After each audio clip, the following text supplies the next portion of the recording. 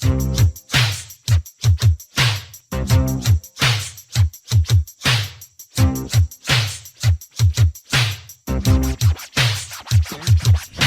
ladies and gentlemen, boys and girls, and welcome to another episode of the I.M.A.G.E TV podcast, episode 35. I've got Damon Calloway, aka Smiley, and he's got a wonderful re-entry testimony. This is going to rock your socks. Now, we've had a lot of violence going on in the inner cities, in the community of Des Moines, Iowa. We want to put a stop to gang violence. We want to put a stop to all these killings. We want to put a stop to guns, violence, and everything that comes with that whole negative behavior that surrounds it. And so I think that this episode is particularly important. Damon Calloway, aka Smiley, it is a pleasure to have you on the I.M.A.G.E TV podcast. Thank you, Bobby. It's definitely an honor to be here. I'm thankful that I could even have this opportunity to be in this position because, like you said, it's definitely a blessing I'm even here with you today, let alone to be able to share my story, hopefully inspire, motivate, let someone feel or find something in what I got to say that could possibly change their life or maybe help them change the life of somebody else. But the violence definitely needs to stop. It's been going on for far too long, especially in the urban community. And reality is no one's going to save us but us. Now, being a man who used to be on the other side of this gang violence, let's hear your story. Well, as you know, as a teenager, I was a young, wild kid, heavily involved in gangs and violence and whatever it came with. And unfortunately, due to the path of the life I chose, I eventually found myself in a situation where I committed a first-degree murder at 17 years old in a gang retaliation homicide. And I ended up in prison with 2 life sentences, where I spent 23 years with no hope, thinking I was going to die in prison. So it was left upon myself to figure it out. Nobody was there to guide me, help me change. It had come from within. It was an honest assessment of myself to figure out what kind of man do I want to be. Now, Mr. Calloway, would you mind telling the audience what you went to prison for? Yes, I went to, in 1996, August 1996, I was involved in a gang-related homicide here in Des Moines, Iowa, which led to one of my peers being murdered, and I was eventually tried and convicted of that crime with a few other people, and I ended up getting sentenced to prison for first-degree murder and first-degree kidnapping, where I spent 23 years waiting for my either sentence to die or change, and fortunately for me, it changed. Okay, so we talk about now the conviction and what you went to prison for. What was life like at that age, and how old were you at that time? I was 17 years old when I committed a crime, and I was 18 when I hit prison. It's kind of ironic because I actually hit prison for other crimes, and then I was indicted while I was in prison for other crimes of violence, terrorism, attempted murder, selling drugs, when I got indicted for first-degree murder, first-degree kidnapping. So my prison sentence was just a continuation. So by the sounds of this, it sounds like you used to be a violent guy. Yeah, well, you could definitely say that. I mean, violence was definitely on the menu every day if needed be. It was a part of the life that, you know, was a prerequisite almost. Either you get down with it or you become a victim of it. And how did that change your life and change your way of thinking? Well, it makes you numb. It makes you immoral. It makes you human life becomes dispensable to you. That's why we have so much violence, because we don't value human life when you're in that life, because you don't value your own life. So why would you care about the next person's life? Someone you don't know, someone you don't care about, someone you don't ever have to see again. Okay, now let's talk about I want to back up into this gang violence. So this conviction ultimately led from your gang behavior, correct? Absolutely, 1,000% gang related. Okay, and where did that gang relation affiliation, where did the desire and the urge to want to get involved with that come from? Honestly, I remember probably about a 10-year-old, I had a guy in my neighborhood in Minneapolis, and his name was Michael, and he was the first Crip I ever met in my life. But his whole demeanor, his whole aura, it was so attractive to me that that's what I want to be. I want to be that. Then, fortunately, when I moved to Iowa, one of my cousins was dating a very prominent member of the Crips, and they eventually got married. And he was like an idol to me. He was just, he had so much respect. He was big, strong guy. No one messed with him, and I idolized that. I wanted that. I wanted to be, have that notoriety. Like, there goes Smiley. Right. I better watch out. Sure. So, and that's probably what the same thing that gravitates a lot of these young people's attention is they see something that they like, they want to be a part of it, whether it be negative or positive. Unfortunately, we see more negative going on as it relates to gangs than we see positive. So what would you say was the turning factor in changing your life and your transformation and being the person that you are today? To be completely honest, it was about me feeling like a man and not a boy or a send-off or somebody's puppet to control. I mean, when you're a teenager, young kid, you're very impressionable. It's easy to be misled. It's easy to be misguided or influenced. But as you get older and you're in prison and you get to seeing the guys that got real respect, it's not because of how tough they are, how strong they are, how dangerous they are. It's about how they carry themselves. So once I realized what really makes a man, especially amongst other men, that's when I learned to start appreciating the values that I already had in me that I was not displaying. So I just wanted to be, it's almost the opposite side of the coin of being mesmerized by, gang members and stuff. I wanted that same respect these elders had that couldn't hurt nobody. All these guys that were tougher than them, killing them, they had the respect. And when they walked in the room, you felt their presence. But it wasn't because they were violent. It was because of the men they were. Now, a lot of people looking at something like this, watching this podcast, they're probably thinking to themselves, what does it feel like to take a life? And I know that it can be kind of gratifying to talk about this, but there's a lot of people who just simply want to hear it from someone that has taken a life. What does that feel like? Where does the remorse sink in? What are you thinking about at the time? And then what are you thinking about after the time it's over? What kind of thoughts, go through your head? I guess in my opinion, from my experience, you're numb. You're numb to the feelings of taking a life. You're numb to the consequences of taking a life. You're numb to the reality of taking a life because that is your reality. Taking a life is a possibility. That is what you signed up for when you enter the gang world, and you're serious about it.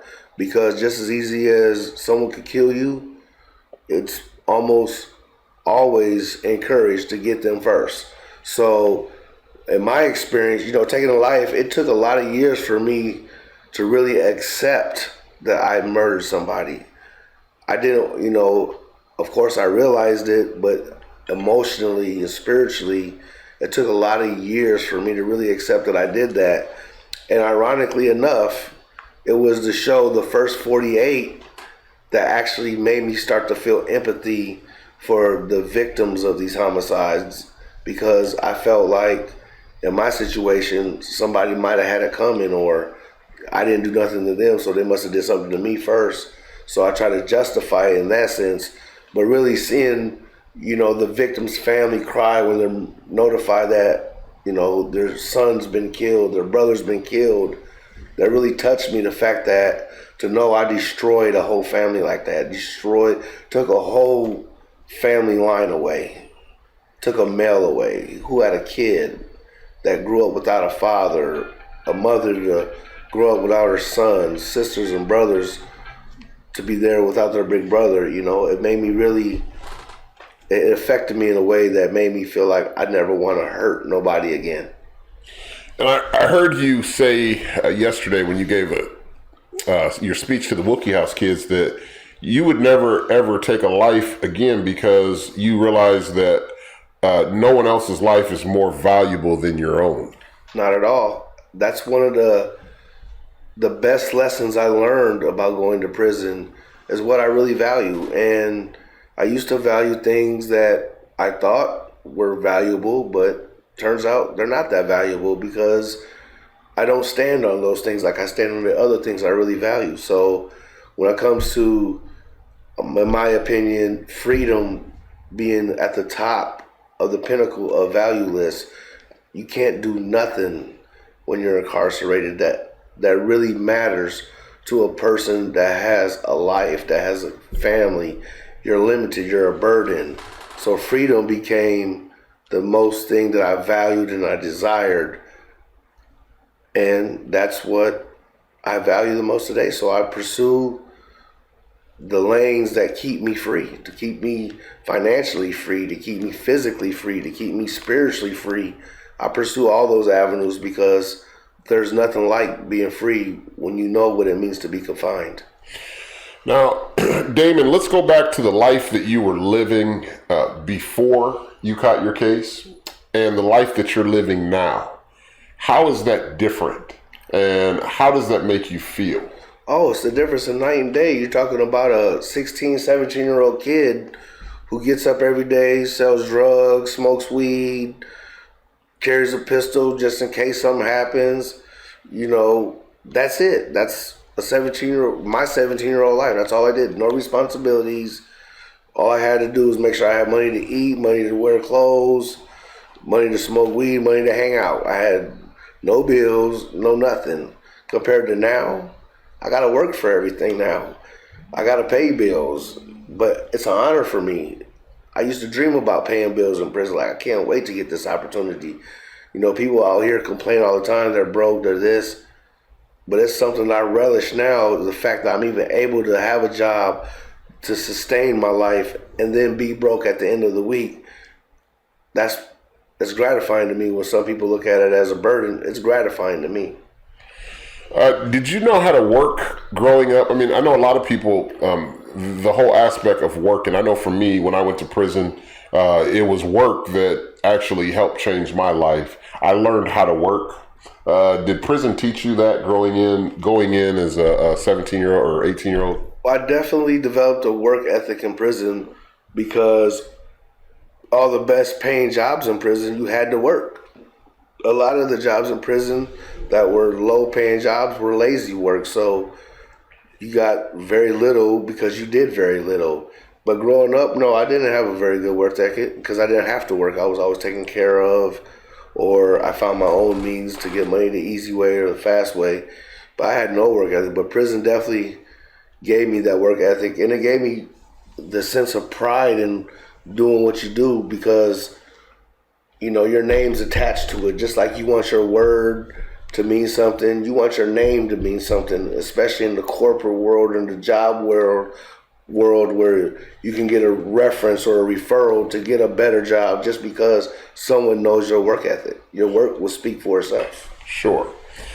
What would you say for the people out here, these youngsters that are out carrying guns, committing murders, committing crimes, that just are living out on the edge right now, that are in gangs? What would be your advice to them right now? Well, to be honest, I empathize with them because I understand why they feel that way.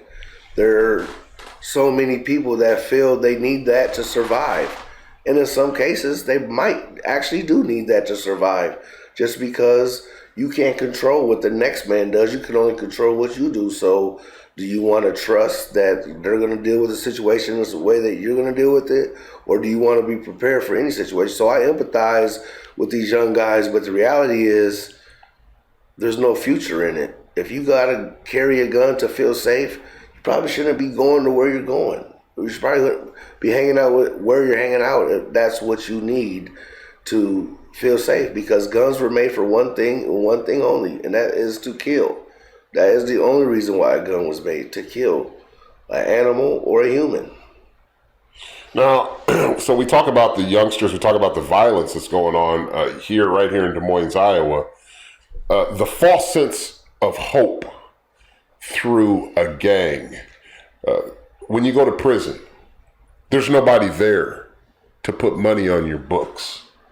Now, is that something normally that you think is going to happen, that you're going to be taken care of? What are some of the false senses of hopelessness that come with being in a gang? In my experience, Bobby, the whole gang mentality is false. It's a charade. It's a masquerade. It's all an illusion. You're talking about teenagers, 12, 13, 14, 15-year-old kids buying into an illusion as a kid and then carrying on them same illusion as a young adult, influencing the next generation. So you got 25, 30-year-old kids holding on to these values that they know aren't real. And I'll tell you what's even worse is when you see someone in their 50s or 60s who proclaims to be in a gang or a gangbanger. It's absolutely sad. It's almost a mockery. They're a joke. They're clowns because, there's no way, in my opinion, at 18 years old, I would have joined the gang. Because at 18 years old, I would have felt free to do whatever I wanted to do. So I wasn't listening to my parents, so why would I go listen to another man, a stranger, that absolutely means nothing to me, and I won't even listen to my parents? But that's how sick that gang life is. You buy into it 100-fold, and you're all in, and next thing you know, you're delusional. You hating people that you don't even know. You think that you run to something you don't run. You representing sometimes streets and blocks you've never even been to. And so the whole idea of it is an illusion. And the reality is the foundation of gangs were supposed to be meant for good for the neighborhoods. However, it's spiraled out of control and evolved to what it is now. People recognize it now, but they still fall right into that trap. It's like, this is cancer. Why would you eat this? And then get mad when you get cancer. Yeah. And I'll tell you, here's another thing that I didn't quite understand from a personal perspective. So you have these gangs that were all created with their own original intent. Absolutely. I've did some research on, bless you, did some research on like Vice Lords, GDs, a lot of different Chicago gangs. And I was able to see the purpose of why they created these gangs. We looked at like the Vice Lords. I think there was Italian icy shops that they started in Chicago. There were, it was meant for employment, and it was kind of like a community thing where the minorities could come together and be able to have a sense of love, finance, and all that was kind of incorporated in that. Now, and even with the GDs, I know that was growth and development and different things like that. There was more kind of brotherlyhood. Seemed like there was kind of a little bit more of a educational part of that.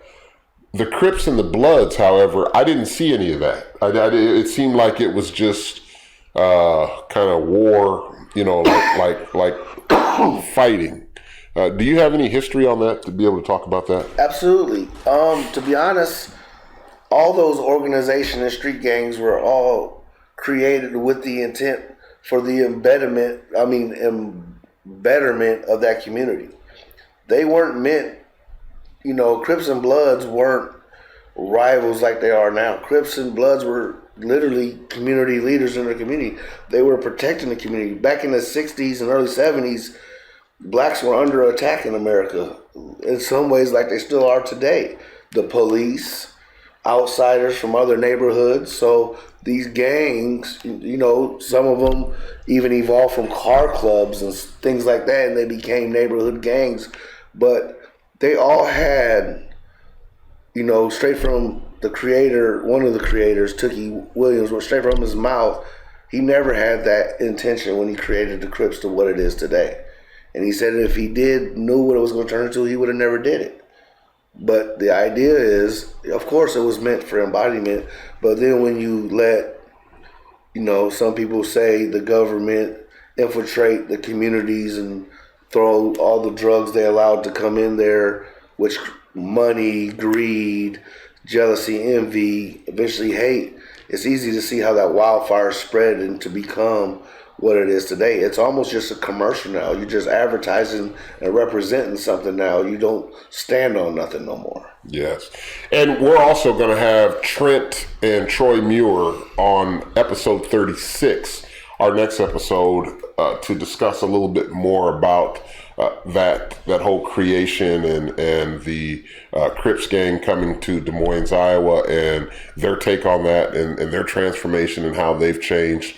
So I think this is definitely a good subject to be talking about, especially while we're in the midst of all this violence here in Des Moines, Iowa, and all across the country, for that matter. And I think that with the I.M.A.G.E program, I.M.A.G.E for Lives stands for Inmate Movement Against Gang Evolution. And so this is one of our key point topics that we love to kind of hit on, because these street gangs have become catastrophic. Would you agree? Absolutely. They have totally destroyed young black men's mentality, lives, and I almost want to say spirit. Like, it's so sad to see how devalued we are out here amongst each other. There's such a big mantra of Black Lives Matter, but it seems like except to black people. It's not astonishing when a young black kid is shot down in the middle of the street by another young black kid. It's not even hardly newsworthy. So that is so true. Wow. Our value system is messed up, and it's all part of the systematic, things that blacks and brown people have gone through in this country. It all stems systematically from that. But the reality is, it's 2022, people. We woke. We don't have no more excuses. We don't have no more reasons why we keep falling into these traps. It's on us. No one's coming to save us. There is no savior coming. It's on us every day as individuals to make your house better, which hopefully makes your neighborhood better, which hopefully makes your community better, which then makes your city better, your state better, the United States better, the country better, the world better. It all starts at home. Ladies and gentlemen, you're locked in to the I.M.A.G.E TV podcast, episode 35. And we've got Damon Calloway, a.k.a. Smiley, with us. We're talking about gang violence, stopping the violence, and what Mr. Calloway has done to change his life. Reentry at its best. We're going to go to a quick commercial. I want to remind you guys, the I.M.A.G.E talent show at the Des Moines Marriott, downtown Des Moines, April 30th, 7 p.m. There's still room to sign up. If you would like to sign up and be an act in this competition, please give me a call at 515-326-5498. This is going to be one that's going to rock your socks. We've got Marcus McIntosh, News Channel 8, that'll be there as one of the hosts. Desmond Logan from Cash Cars out of Kansas City. My cousin will be there also as one of the hosts. And then we'll have a feature of great artists. I mean, we're going to have such a list of great talent that I think this is going to be one of the best performances in Des Moines history. So we're going to go to a quick commercial. When we come back, we're going to talk more with Damon Calloway. We'll be back after these messages.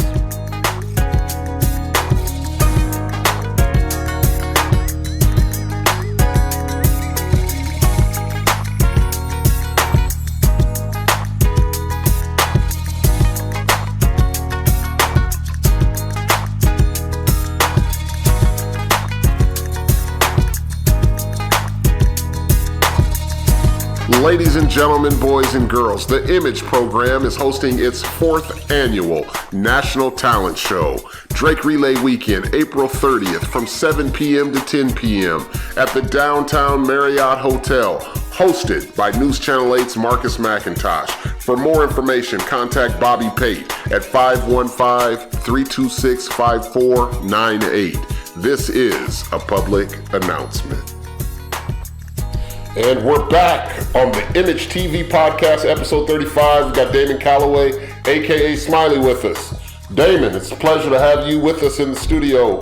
Man, it's great to be here, Bobby. It's really an honor, and I just love situations like this where I'm able to hopefully help somebody. I mean, I don't care if I help 1,000 people, but if I can help one person to not go through what I went through, man, it'll be all worth it. Amen. Well, I'll tell you, Damon, we had, not to get off subject, but we had a beautiful time there at The Price is Right down at the Des Moines Civic Center. That was quite a treat, would you say? Absolutely. It was a blast I never would have expected. The Price is Right comes to Des Moines, Iowa. We was right there, front row, front and center. Boy, that was fun. Turn up. Yeah. Hey, I tell you, it beats being in prison, sitting in one of those cold cells. Watching The Price is Right. You're absolutely right. That's right. Damon, so tell us a little bit about some of the things that you did while you were in prison to change your life, to prepare. One of the first things that stick out to me when I think about when I decided to change was having spiritual grounding. And, you know, everyone has their own beliefs, believes in this, believes in that. But I feel like it's important for every person to identify what they believe in, what works for them. And, you know, to me, spirituality is deeper than religion. It's deeper than, you know, just praying to God. It's about your connection to the earth and a higher power and what you mean to this world. So that was one of the things that, you know, almost finding your purpose, you know, not just in like a career or something like that, but also just in life in general. But coupled with that, I wanted to learn stuff. I was 17 when I came to prison, high school dropout, nothing. So I began to educate myself, learn trades, learned how to do woodworking, learned how to build cabinets, learned how to be a janitor, you know, not just, you know, sweeping up and mopping, but actually the job of maintenance and being a janitor.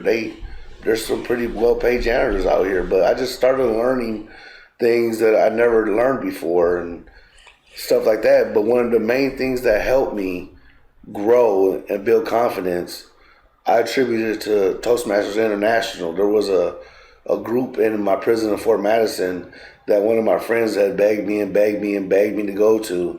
So finally one day he tricked me to get down there. He's like, hey, they're going to have some ladies coming in tonight, you know. So like, all right, I'll be there. You know, sure enough, he tricked me. There was ladies there, but they were all 70 with canes and stuff like that. So it almost was a blessing in disguise. But once I got to hear some of my peers speak in ways that I've never heard them conversate on the yard before, it made me ask myself, could I do this? Could I articulate my words to sound professional? Or am I just good at shooting the bubble on the yard? So it was a challenge that I started in approximately 10, 11 years ago, and now I speak regular in public, and I love it. It turned into a passion I didn't know it would ever be. Public speaking, one of the largest fears in the world. And, you know, I think public speaking, communications in general, is probably one of the biggest barriers for someone coming out of prison. You know, you hear about all the prison talk when you're in prison. Well, you've heard it, you know, the lingo, the swag, all the communication about, you know, women, drugs, sex. You know, everything is pretty much surrounded by negative communication in prison. Absolutely. How are you able to find that positive? Well, I mean, sometimes I think and I look at people who are... And what I mean is, I don't mean to cut you off, but what I mean by that is, when you got out of prison, what did you do that kept you on that straight and narrow? To be honest, it was very simple. I realized the hard work I put in to convince the parole board to let me out, and I just continued those same things when I got out. If it was good enough to get me out, it got to be good enough to keep me out. And those things are so simple. Staying out of jail is very easy. You got to put in a little bit of work to go to jail. That's right. That's right. So, now, man, Damon, this has really been nice. I mean, a lot of this stuff just really needed to be heard, needed to be said. Especially that false sense of gang members and the false sense of hope and all the things that you expect, those expectations that aren't never met up. The loyalty that's not met up. I mean, these are things that you join gangs for, and then you find out that none of it really exists. For sure. As a man, I look back at my life and, I shake my head just like how foolish I was, because you could just look at a person, look how they treat their family, look how a man treats their kids, look how they treat their spouses and their girlfriends. What makes you think these people that have way more personal value and, connection than you do, what makes you think they're going to treat you better than them? You know your boy's dogging his girl. What makes you think he's loyal to you? He don't take care of his kids. What makes you think when you go to jail he's taking care of you?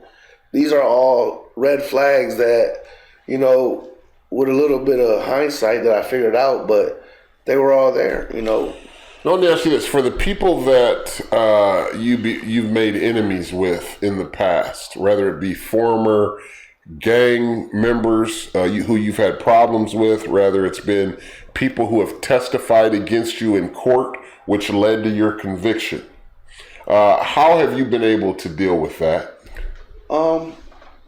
Simply put, as far as people who got problem with me, there's nothing I could do with it, because they're entitled to their feelings and they're entitled to do or feel whatever they feel, and it's my job to react accordingly. So I've been fortunate enough not to have to deal with that. I mean, I'm sure I've made enemies in my life, but none have voiced them to me or came at me with any type of problems.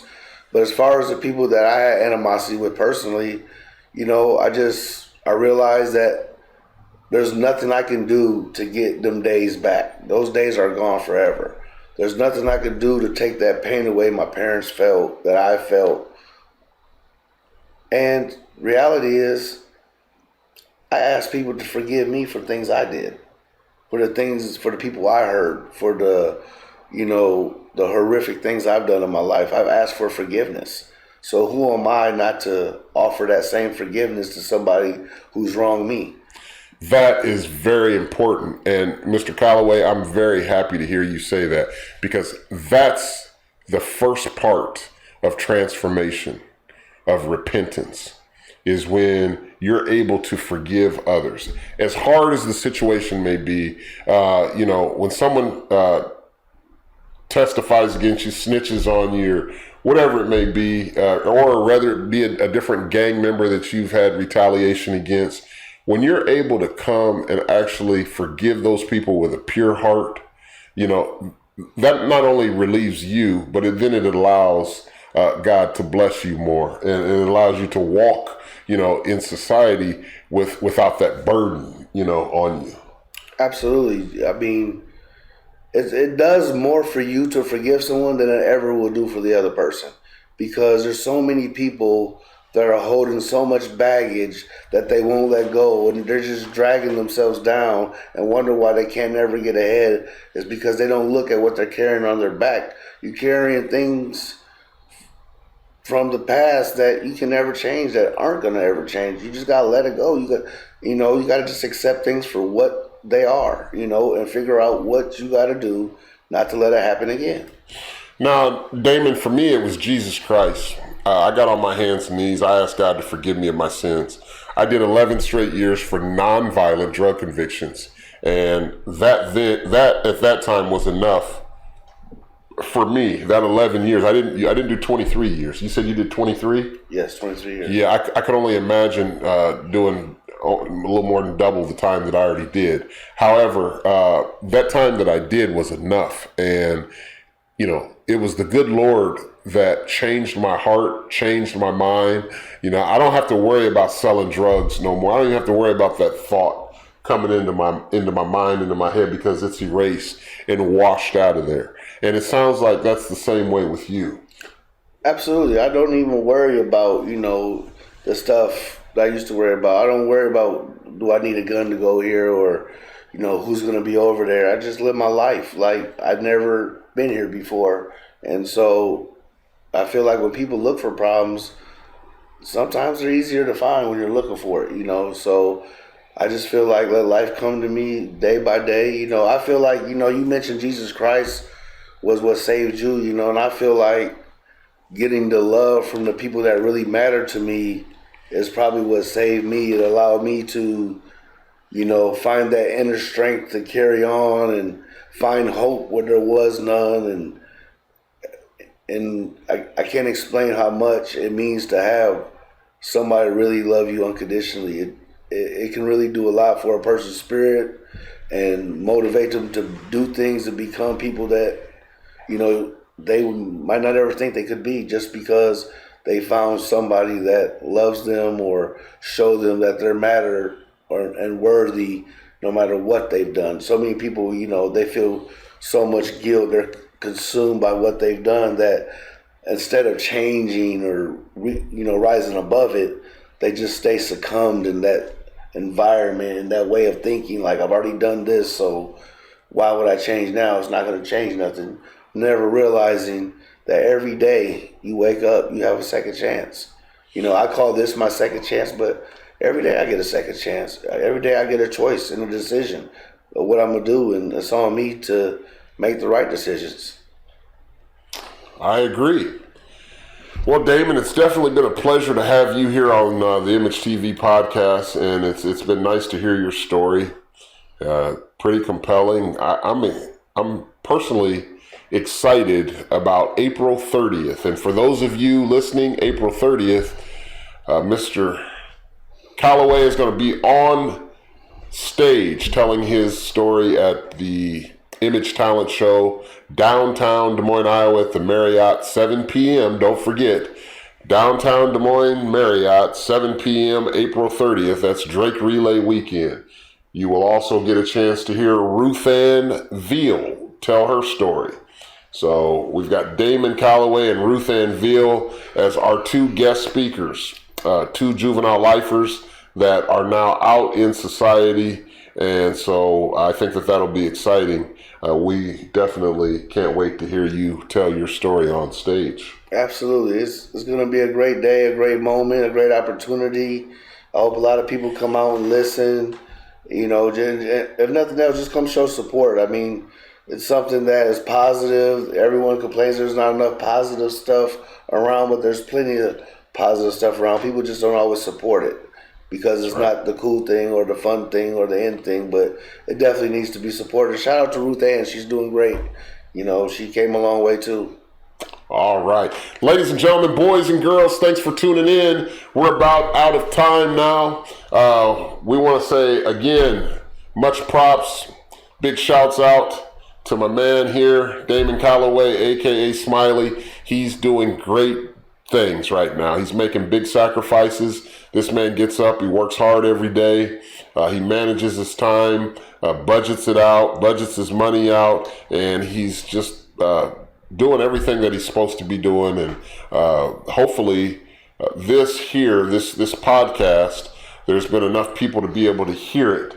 It'll sink into the minds of some of these kids who think that this gang violence, who think that these street gangs are so cool. We have to get away from this violence. We have to get away from these violent attitudes, our criminal way of thinking. I mean, it's not just African Americans. It's everybody in our community. We're under attack, spiritual attack, when it comes to violence and attitude problems and all that kind of stuff. Would you say? Ain't no doubt. We've lost our morale. We've adopted all the ways and the values of the people that, if impacted and inflicted these things on us, and now we've adopted these ideologies and thoughts and using them on each other. So it's crazy. Bad. It's crazy when, as a black man, you walk across the street, you see another black man, you want to cross the street because you're in fear of your own brother. You look at him as